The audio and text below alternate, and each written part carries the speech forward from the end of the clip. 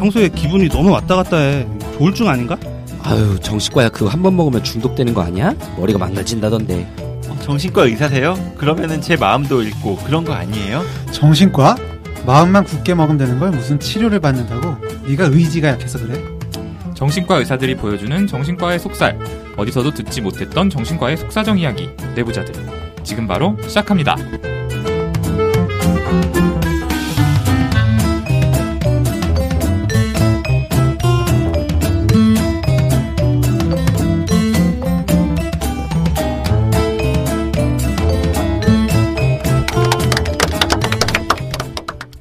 네, 안녕하세요. 젊은 정신과 의사들이 하는 솔직하고 은밀하고 자상한 정신건강과 마음 이야기, 내부자들입니다.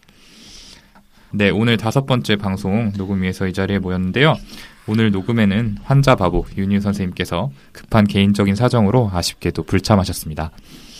사실 육아에 전념하고 계신 박찬유 선생님은 지금 방송에서 사라지신 지가 꽤 됐는데 저희도 연락이 안 돼서 언제쯤 복귀하시는지.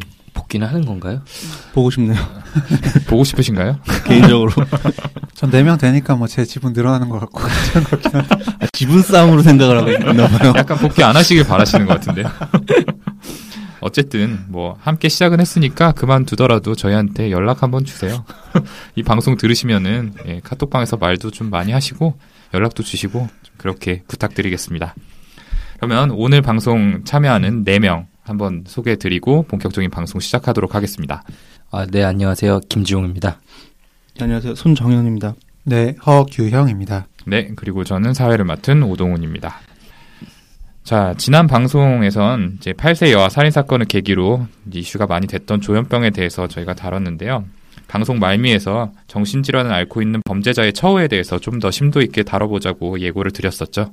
예, 그랬었죠.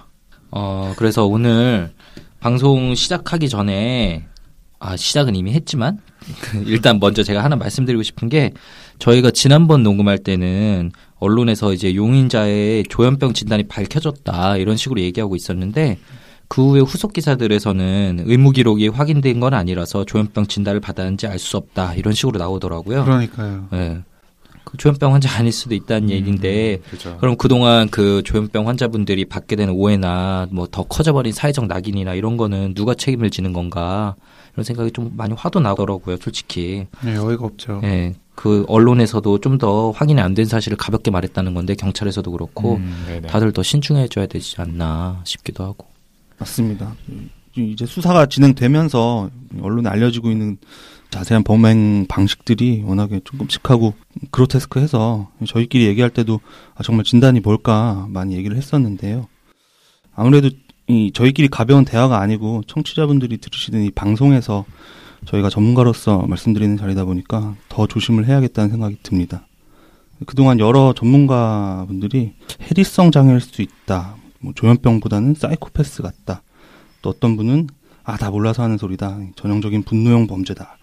이런 말씀들을 했었는데, 사실 용의자하고 이제 면담을 1분도 안 해보고 언론에 알려진 그런 단편적인 사실들만 가지고 유추해서 그 진단을 이렇게 단정적으로 얘기한다는 건 너무 성급하지 않나, 그런 생각이 많이 듭니다. 예, 그런 생각도 좀 드는데, 다르게 생각해 보면은 방금 말씀하신 대로 저희가 정신질환 분야에선 전문가잖아요. 정신질환자 분야에 대해서는 이제 경험이 없는 청취자분들께 저희 경험을 토대로 한 추측 정도는 들려드릴 수 있지 않을까 하는 생각도 드는데요. 추측을 조심스럽게. 네, 그 말씀도 일리가 있네요. 네. 추측이라는 걸 강조해서. 네네. 그렇죠. 예, 그렇다면은 일단은 저희가 저번 방송 말미에 얘기한 오늘의 주요 주제들을 먼저 말씀을 드리고요. 시간이 좀 남을 경우에는 허경 선생님이 말씀하신 것처럼 추측 정도는 좀 얘기해보는 것도 가능할 것 같습니다. 그럼 오늘은 구체적으로 어떤 얘기를 좀 나눌지 손정현 선생님이 한번 소개 부탁드릴게요. 네. 오늘 저희 정비소 정신과의 비밀을 소개합니다 시간에서는 범죄자가 정신질환이 있다고 의심이 될 때 법적으로 정신감정이 어떻게 이루어지는지, 그리고 실제로 정신질환이 있다라고 판정되었을 때 형량에 어떻게 영향을 미치게 되는지 등을 얘기해 보도록 하겠습니다.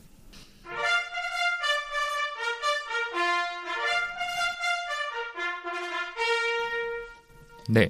사실 이제 저번 방송 녹음을 하고 나서도 이 8세 여아 살인 사건에 관련한 기사들이 올라올 때마다 어쩔 수 없이 리플들에 좀 눈이 가더라고요.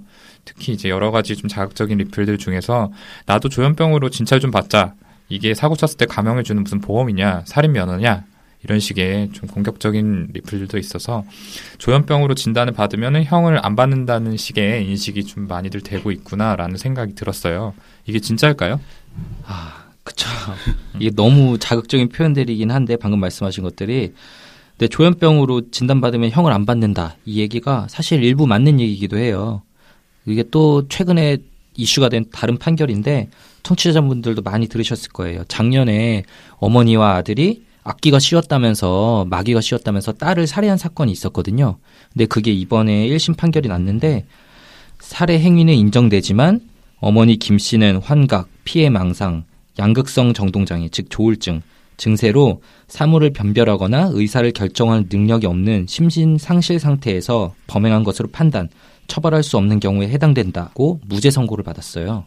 근데 아들은 정신질환이 없는데도 불구하고 어머니를 도왔다고 판단돼서 징역 10년을 받았고요. 네. 저도 그 기사 최근에 봤어요. 네. 그래서 결국에는 그 어머니가 딸을 죽이기는 했지만 그 당시에 질병으로 인해서 헛것을 보고 잘못된 믿음에 사로잡혀서 행동한 것이기 때문에 제대로 된 의사결정 능력이 없는 심신상실 상태로 볼 수 있고 이런 경우에는 행동에 책임을 물을 수가 없기 때문에 무죄다라는 게 판사의 결론이었던 것 같습니다. 물론 이런 경우에 바로 풀려나는 게 아니라 치료 감호라는 절차를 밟게 되지만 이제 보시는 대중분들 입장에서는 그래도 살인을 했는데 무죄라니 이게 말이 되냐 이런 생각이 드는 게 좀 당연할 것 같기는 해요. 근데 여기서 흔히 사용하는 이제 심신상실이나 심신미약 이런 용어들의 차이에 대해서 한번 짚고 넘어가는 게 저희 다음 이야기를 진행하는 데도 도움 될 것 같은데요. 허규영 선생님이 여기에 대해서 조금 공부를 해오신 걸로 제가 알고 있습니다. 이게 워낙 법을 잘 모르는 법알못이라서 저희 다 그렇죠, 사실. 네. 그 형법 10조를 보면 심신장애로 인해 사물을 변별할 능력이 없거나 의사를 결정할 능력이 없는 자의 행위는 벌하지 아니한다라고 되어 있습니다. 그 심신상실이나 심신미약 둘 다 여기 나오는 심신장애에 의해 발생한 건데요. 심신상실은 말 그대로 능력이 완전히 없는 거고 심신미약은 그 능력이 미약하지만 있기는 있다는 거죠. 그래서 심신상실의 경우에는 처벌 자체를 안 받지만 심신미약의 경우는 처벌을 받아요. 그 저희 녹음하기 며칠 전에 그 강남역 살인사건 판결이 나왔죠. 그 용의자가 심신미약으로 30년형을 받았습니다. 네. 아까 그 지용 형이 얘기한 것처럼 딸을 살해한 아주머니 케이스와는 달리 용의자가 어느 정도 의사결정할 능력이 있었다고 법원에서는 판단을 한 거죠. 그러니까 결국 심신상실이냐 미약이냐는 범행 당시에 그 용의자한테 사물 변별 능력하고 의사결정 능력이 일부라도 남아있었냐 아니면 완전히 없었냐 좀 그게 핵심인 거겠네요.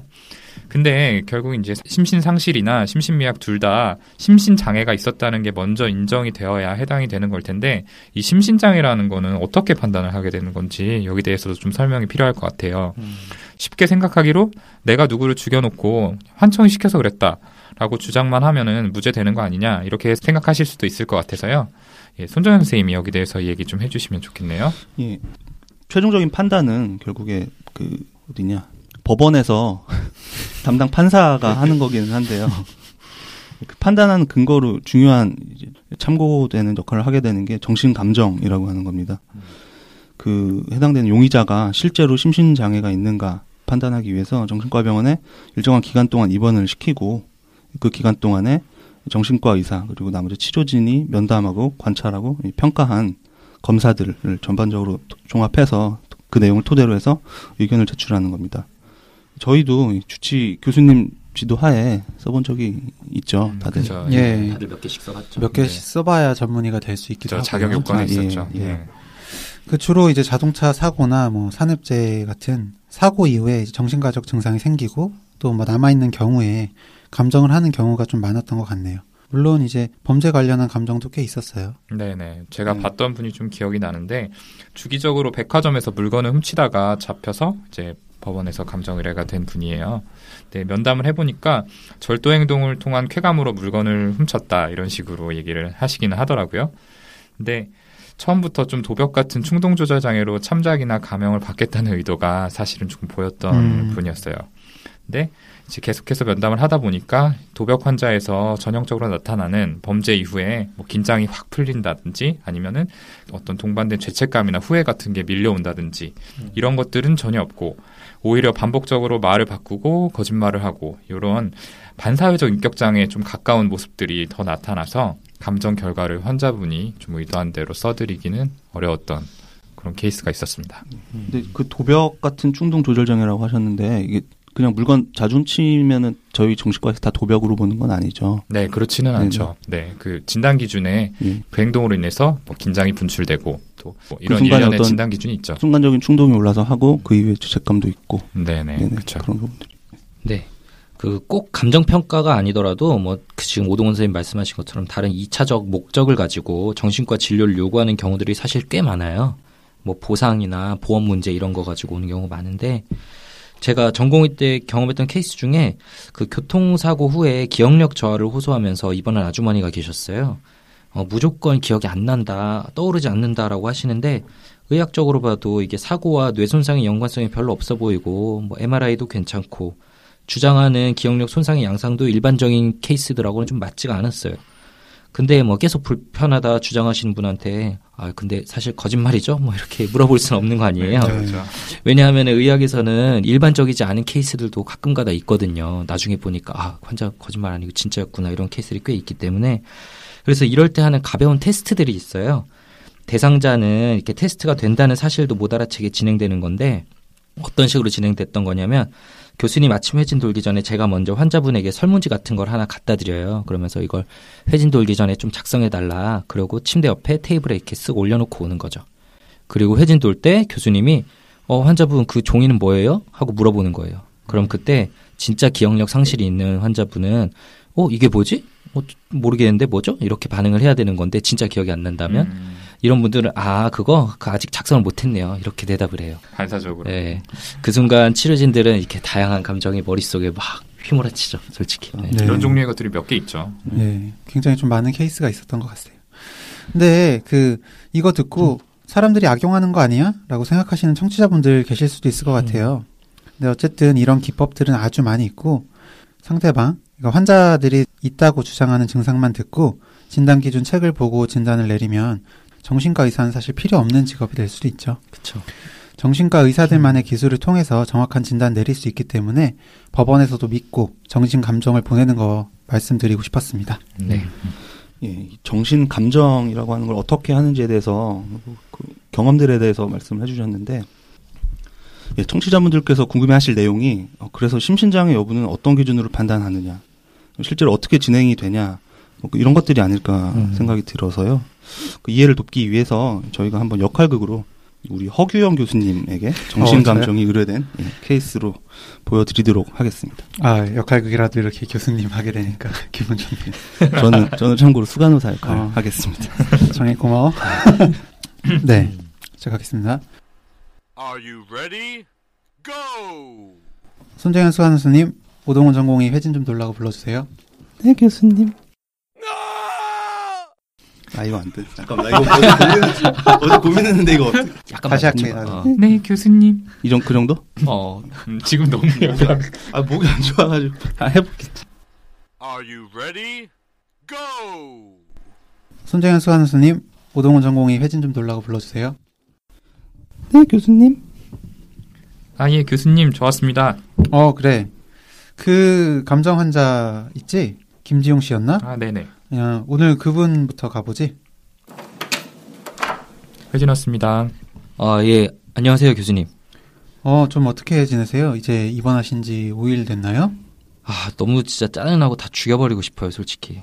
이 좁은 병원에 앞으로 10일이나 더 갇혀있을 생각을 하니까 막 미쳐버릴 것 같고, 우울하고 막 계속 화도 나고, 다른 환자분들도 다 꼴 보기 싫고, 다 패버리고 싶은 거 솔직히.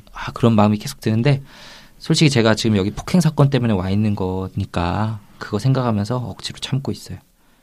근데 계속해서 소리가 시키거든요. 다 때리라고. 지금도 막 들려요. 교수님도 그놈들과 환패니까 때리라고. 제 생각에는 아무래도 조만간 이러다 확 터지지 않을까 싶은데 근데 뭐 매일 면담해주는 오동훈 선생님 얼굴 봐서 제가 겨우 참고 있는 거죠. 네. 고생 많으시고요. 내일 또 뵙겠습니다. 예. 오동훈 선생, 저 김지영 환자 어떻게 생각하나? 아, 네. 저랑 면담할 때 얘기하시기로는 과거에 있었던 그 폭행들이 전부 러닝 코멘더리 할루시네이션 때문에 했던 거라고 하시긴 하고, 망상도 있고, 말씀하시는 것만 들어보면 조현병 진단 기준에 합당하기는 합니다. 근데 계속해서 그렇게 본인한테 행동 지시하는 환청이 들린다고 하는데, 사실 상당히 긴 시간 동안 이렇게 30분 면담을 하면서도 집중력이 끊기는 일은 별로 없어 보이긴 하거든요. 실제로 환청 듣는 것 같은 모습은 안 보이신다는 거지? 네. 그리고 저나 교수님이나 다 자기를 해치려는 사람들하고 한패인 것 같다. 이렇게 망상을 얘기를 하시기는 하는데요. 면담할 때 저한테 대하는 태도를 보면은 적대하거나 경계하는 듯한 모습은 사실 좀 보이지는 않습니다. 그래서 본인이 주장하는 점 말고는 현실 검증력의 저하라고 볼 만한 부분이 전혀 관찰되지가 않아서 좀 애매한 케이스인 것 같아요. 히스토리상으로도 조현병 환자한테 보일 만한 사회적 기능이 지난 몇 년간 좀 떨어졌다. 이런 것도 없고요. 아무래도 이제 환자분 말씀하시는 거랑 좀 다른 그런 부분들이 좀 있지? 그럼 간호사분들 보기엔 좀 어때 보여요? 김지용 씨 병동에서 좀 어떻게 지내나요? 저희도 그분 입원하기 전에 폭행 사건 이야기 듣고 많이 걱정했었는데 다른 환자분들하고 잘 어울리시더라고요. 탁구 치고 웃고 떠들면서 어울려 다니고 혼잣말 하는 모습도 보고된 적은 없고요. 그래서 다들 좀 저희가 의아해하기는 해요. 방금 회진 돌 때 교수님께 말한 모습하고는 좀 다르게 지내고 있는 것 같습니다. 그렇군요. 그 오 선생은 이 환자 감정진단서 양식에 맞춰서 한번 써서 교수실로 가져와봐. 그 MRI 여자 찍었지? 아, 네, 확인해 보겠습니다. 예, 그거 그 영상학과 리딩도 좀 받아오고 심리검사 그 풀배터리 한 것도 심리실에 얘기해서 결과 좀 대강이라도 알려달라 그러고 그 다 종합해서 심도 있게 얘기해보고 적어봐야 할 것 같네. 아, 예. 케이스 잘 들어봤습니다. 역시 미래 교수 후보답게 우리 허규영 교수님께서 아주 훌륭한 연기 보여주셨는데요. 이 역할극의 내용 포인트 짚어서 한번 정리 좀 해주시죠. 네, 허규영 교수입니다. 방금 역할극에서 보신 것처럼 법원에서 정신감정 의뢰를 하게 되면 보통 2주 정도 기간을 정신병원에 입원을 하게 되는데요. 환자의 주관적인 진술만으로 진단을 결정짓는 게 아니라 여러 치료진들의 종합적인 관찰, 평가, 그리고 신경심리 검사, 뇌영상 검사 등 모든 소견들을 종합해서 진단 내리게 됩니다. 법적인 문제가 걸려 있으니까 일반 다른 환자분들 진료할 때처럼 공감하고 치료해줘야겠다 그런 마음보다는 좀 공정하고 객관적으로 평가하자라는 마음으로 대처하게 되고요. 이 역할극의 환자 같은 경우에는 환청 망상시켜서 폭행을 저질렀던 것이다 라고 주장하고 있는데 병동에서 관찰되는 생활이나 타인들과의 관계에서는 환청 망상 등으로 생길 수 있는 점들이 전혀 보이지 않는 것이 실제 환자라기보다는 형 감량 등의 2차적 목적으로 정신감정을 요구한 케이스일 가능성이 높겠죠. 네, 김지용 환자입니다. 사실 저희가 좀 극단적인 케이스를 보여드리기 위해서 너무 확연했죠. 확연한 케이스가. 좀 이렇게 표현을 한 거고, 근데 그래도 결국 심신상실 그리고 심신미약이 무죄나 형 감경을 이끌어낼 수 있는 거기 때문에 이런 비슷한 경우들은 좀 종종 생기기도 해요. 그 심신상실이 되려면 치매, 심한 지적장애, 조절되지 않는 조현병, 조증 등 여러 가지 질환에서 가능은 한데 저희 정신과 의사들은 그래서 질환명 자체보다는 현실 검증력의 손상이 실제로 있나 이거에 집중해서 본다고 생각하시면 될 것 같습니다. 네, 그렇죠. 네, 지금 방금 선생님들이 말씀하신 거 정리를 한번 하고 넘어가겠습니다. 심신장애가 있는지를 체크하기 위해 법원에서는 믿을 수 있는 기관의 정신과 의사에게 정신감정을 의뢰해서 그 결과를 바탕으로 심신상실이나 심신미약의 여부를 판단하게 됩니다. 그리고 그 정신감정이라는 게 대상자의 주관적인 진술뿐만 아니라 충분한 기간 동안 관찰한 결과를 기초로 여러 치료진들의 의견을 종합해서 그리고 또 검사 결과까지 종합해서 판단을 하게 되죠. 그래서 이렇게 세밀한 과정을 거치기 때문에 이제 환자분을 이제 정신장애가 아닌 것으로 판단하게 되는 결과들도 종종 있는 것 같습니다. 이 정도로 좀 정리를 해볼 수가 있겠네요. 그럼 이제 좀 다른 얘기로 넘어가서 아까 딸을 살해한 아주머니의 경우에는 무죄 판결을 받았지만 치료 감호를 선고받았다. 제가 이런 말씀을 드렸잖아요. 치료 감호가 뭔지 여기에 대해서 좀 얘기를 해볼까요? 네, 치료 감호는 치료 감호 시설에 수용돼서 치료를 받는 거죠. 그 심신장애로 금고 이상의 형을 받으면 최대 15년까지, 그리고 마약이나 알코올 등 물질 중독에 의한 경우는 최대 2년까지 감호가 가능합니다. 딸을 살해한 아주머니는 심신상실로 무죄를 선고받고 치료 감호만을 선고받았습니다. 근데 이제 다른 케이스들에서 만약에 치료 감호와 실형이 같이 나온 경우라면은 치료 감호를 먼저 집행하고 형을 살게 되고요. 치료 감호 기간은 형 집행 기간에 포함이 됩니다. 그리고 이 최대 15년이라고 했는데 이 그 중간 평가 과정에서 이 재범을 막기 위해서 어떤 추가적인 치료가 필요하다고 인정이 되면 2년씩 3번, 그러니까 총 6년까지 연장이 가능하다고 되어 있습니다. 네. 그리고 그 기간도 요즘에 뭐 개정된다는 얘기도 많이 있더라고요. 네. 네. 잘 말씀해 주셨고, 그리고 이런 감호의 관리와 집행에 대한 심사 결정은 그 6인 이내의 법조인, 그리고 3인 이내의 정신과 전문의 등으로 구성된 치료감호심의위원회에서 하게 됩니다. 네, 지금 허경 선생님이 말씀하신 치료감호심의위원회에는 정신과 전문의가 구성원에 포함되어 있잖아요. 그런데 전 조금 문제가 있다고 생각되는 게 그 어떤 용의자를 대상으로 정신감정을 할지 말지 그리고 심신장애 판단을 내릴지 말지는 사법부만의 단독 결정으로 이루어지게 돼 있어요. 그러니까 정신질환이 실제 있지만 잘 안 드러나는 경우들도 있잖아요. 그런 용의자 같은 경우에는 법관이 정신감정이 필요 없다라고 잘못 판단할 수도 있다는 강구할 거죠. 수도 있겠네요. 네. 네. 제가 알기로는 작년에 또 크게 이슈됐던 사건 있잖아요. 수락산 살인 사건이라고 네. 그냥 등산하시다가 새벽에, 묻지마 살인 사건 당하셨던 그 사건인데 그것도 이런 케이스로 저는 알고 있거든요. 네, 맞습니다. 예. 저도 그렇게 알고 있는데 그 수락산 사건의 범인이 사실 그 2016년에 첫 범행을 한 게 아니고 2001년에 이미 한번 비슷한 형태의 살인을 저질렀던 사람이었습니다. 그게 당시에 가족들이 그 범인의 환청을 보고하기도 했었는데 법원에서는 이제 이전에 알코올 사용 장애로 입원했던 그 기록만 참고를 해서 추가적으로 정신 감정을 하지 않고 심신미약으로 간주를 하고 판결을 했다고 합니다. 그래서 치료 감호도 선고를 하지 않았고요. 결과론적인 얘기긴 한데 제때 평가와 치료가 이루어졌으면 15년 뒤에 일어난 두 번째 살인을 막을 수 있지 않았을까 그런 생각이 듭니다.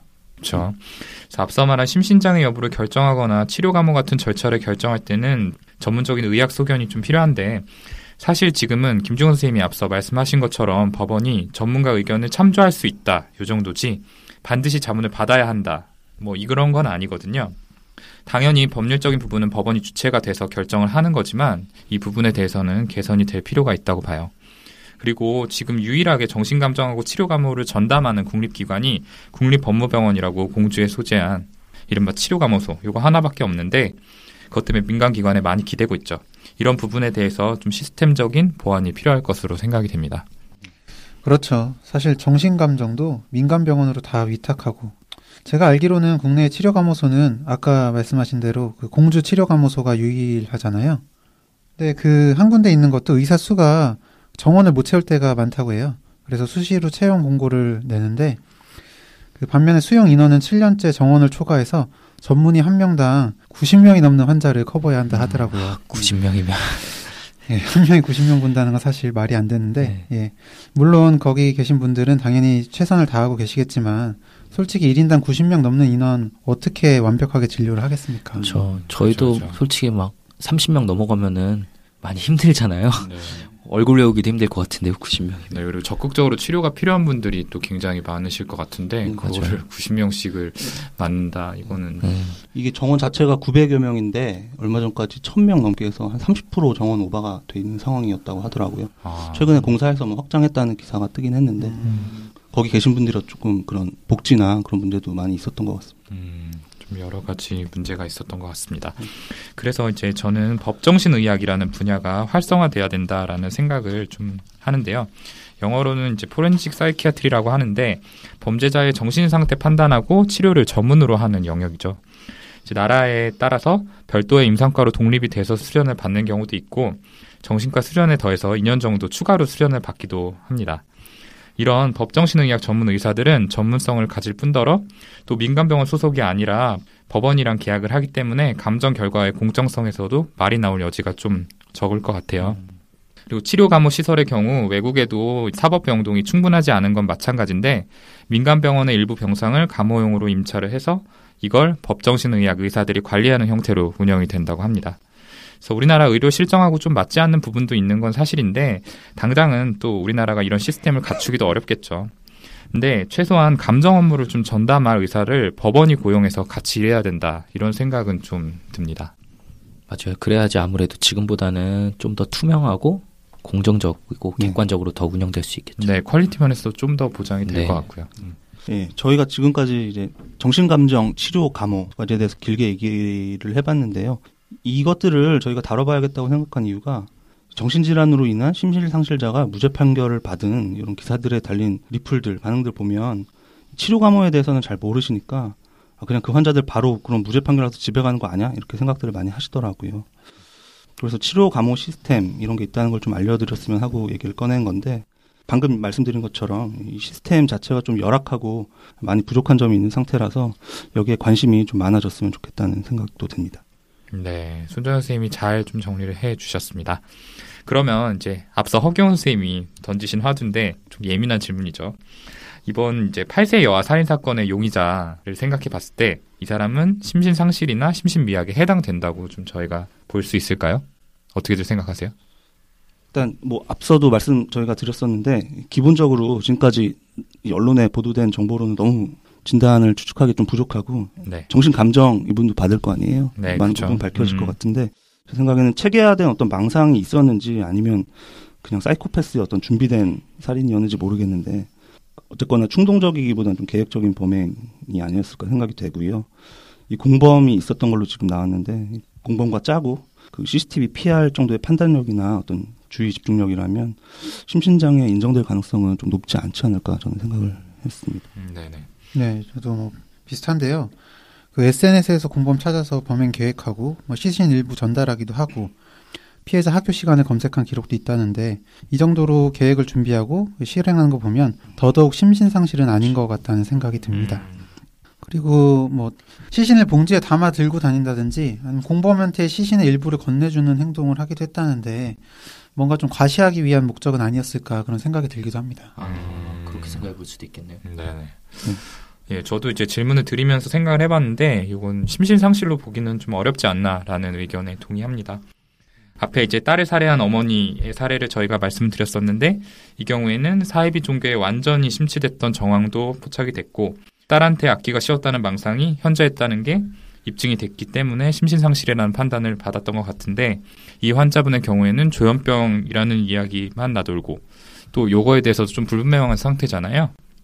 추가적으로 알려진 정보가 없기 때문에 판단하기는 어려운데 진단을 떠나서 이거는 심신상실이라고 보기에는 좀 무리가 있지 않나 싶고요. 네. 만약에 조현병이 맞고 망상이나 환각 같은 증상이 범행에 영향을 줬다는 게 입증이 되면은 심신미약 상태를 고려할 수 있지만 뭐 솔직히 꿈인 줄 알았다 이런 식으로 얘기를 하시던데 이건 전형적인 조현병의 패턴하고 또 다르다고 보여져요. 그래서 지금 단계에서 말하기는 어렵지만 가능성은 낮지 않나 싶습니다.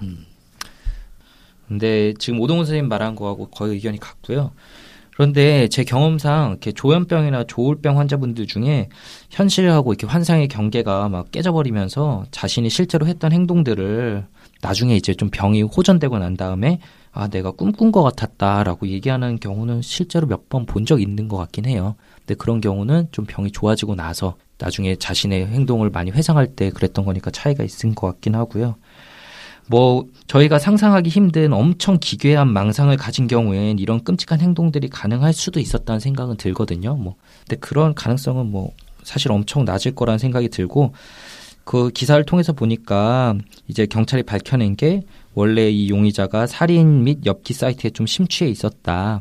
그리고 시신을 토막낸 다음에 그거를 들고 시내를 돌아다니면서 쇼핑도 했다. 이런 것들은 그냥 사이코패스로 더 쉽게 설명될 수 있지 않나 이렇게 생각이 해요.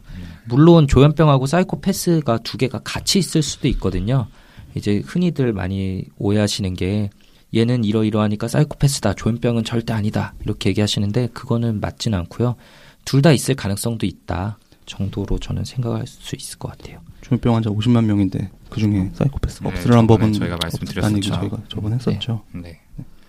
예, 선생님들이 잘 정리를 해주셨습니다. 근데 앞서 선생님들이 이제 좀 조심스럽다는 얘기를 많이 해주셨는데 이 부분에 대해서는 좀 청취자분들도 양해해 주셔야 될 것 같아요. 저희가 환자분을 직접 만나서 인터뷰한 게 아니고 언론을 통해서 전달되는 단편적인 정보들로 추측을 말씀드리다 보니까 부정할 수도 있다는 거 이건 좀 양해 부탁드리겠습니다. 저는 솔직히 말씀드리자면은 막 언론이나 아니면 이런 방송 같은 데서 너무 확정적으로 얘기하시는 다른 전문가분들을 보면 좀 약간 의아하기도 해요. 이해가 잘 안 되고. 네, 직접 보지 않아도 어떻게 저렇게 자신감 있게 얘기할 수 있을까.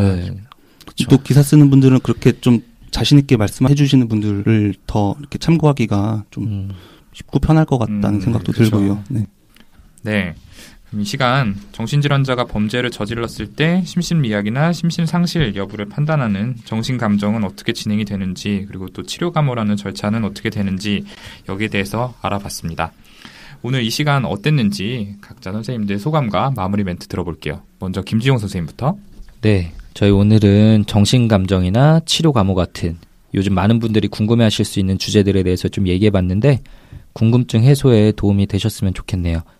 그리고 저는 개인적으로 이번 방송을 준비하면서 좀 알아보고 공부하다 보니까 현재 사법부나 의료계 둘 모두 이런 법 정신의학 체계가 너무 부실하다는 생각이 솔직히 들었어요. 그래서 앞으로 사회적인 관심이 이런 분야에도 좀 쏠려서 개선될 수 있으면 좋겠다라는 생각이 드네요. 네, 다음으로 허규영 선생님. 예, 저희가 감정에 대해서 오늘 이야기를 많이 했죠. 결국 이제 법원의 질의에 그 환자 평가를 정확하게 해서 이제 응답을 해드리는 건데, 오늘 좀 본의 아니게 그런 과정에서 좀 거짓을 잡는다든지 좀 이차적인 이득 이런 데 좀 중점을 둬서 이제 말씀을 드린 부분이 없지 않아 있는 것 같습니다. 사실 정말 증상이 심하거나 아니면 사고 이후에 제대로 평가를 못 받아서 보상을 제대로 못 받으시는 분들도 많거든요. 저는 그런 분들도 좀 생각을 해야 되는데, 어쨌든 제도도 잘 정비되고 저희 정신과 의사들도 이렇게 투명하게 이제 공정하게 잘 그런 평가를 해서 많은 분들이 이제 그런 불신이나 그런 거 없이 많은 분들이 좀 만족할 수 있는 결과를 하도록 해야 되지 않을까 생각을 합니다. 네, 좋습니다. 다음 손정현 선생님. 네, 저도 이번 방송 준비하면서 뭐 여러 가지 기사 자료들 찾아보니까 이 최근에 판례 추세가요. 예전에는 정신병 있으면 거의 심신미약은 최소한 인정돼서 어떤 살인, 미수나 그런 강력 사건들이 집행유예 판결을 많이 받았다고 하는데, 요즘에는 점점 중형을 실제로 선고받게 되는 경우가 많다고 합니다. 이게 최근에 심신장애를 법적으로 좀 악용하려는 경우가 많아져서 그런 것도 있을 거고, 시대적인 상황이나 여론에 따라서 법 적용도 영향을 받는 면도 있을 텐데, 외국에서도 심신장애에 따른 흉악범죄의 양형, 형량을 정하는 문제에 관해서 논쟁이 전부터 많았고 영화도 많이 나왔잖아요, 관련해서. 네. 우리나라도 점점 그런 논란이 조금 늘어나는 추세인 것 같은데, 이번에 그 사건도 좀 그런 논란의 중심에 있고요. 결국에는 앞에서 선생님도 말했던 어떤 법 정신의학적인 그런 정신의학적 평가 시스템이 점점 좀 중요해질 것 같다는 생각이 들었습니다. 네, 좋습니다.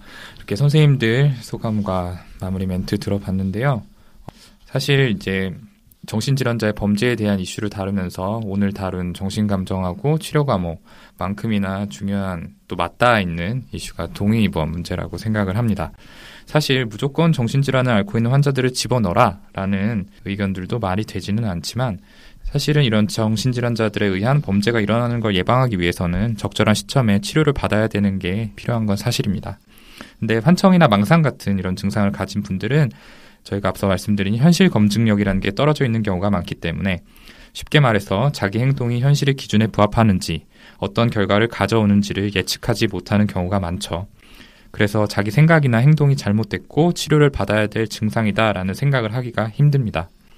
그래서 이런 분들은 부득이하게 동의 입원이라는 형태로 입원을 진행하게 되는데요. 정신과, 정신병원 하면 흔히들 떠올리시는 강제 입원이라는 게 바로 이 동의 입원입니다. 정신과 전문의 1인의 진단과 보호 의무자 2명의 동의가 있으면 입원을 진행할 수가 있었는데, 타인의 자유를 구속하는 일이기 때문에 저희들도 이런 것들을 진단할 때는 막중한 책임감을 가지고 진행을 합니다. 사실 손정현 선생님이 앞서 이제 일부 영화나 이런 얘기를 해주셨는데, 이런 영화나 드라마에서 정신과 의사와 보호자가 짜고서 아무 문제를 없는 환자를 입원시킨다, 이런 장면들이 많이 나오잖아요. 근데 솔직히 그런 문제들이 불거진 적 있는 게 사실이지만 집단 전체가 마치 이익에 눈이 멀어서 환자들을 강제로 입원시킨다, 이렇게 매도될 때는 굉장히 속상한 건 사실입니다. 맞습니다. 어쨌든 환자의 인권을 보호하고 또 부정한 입원의 사례를 막겠다는 취지로 정신보건법이 개정이 돼서 5월 30일에 시행을 앞두고 있고, 이로 인해서 동의 입원의 절차에도 큰 변화가 생길 겁니다.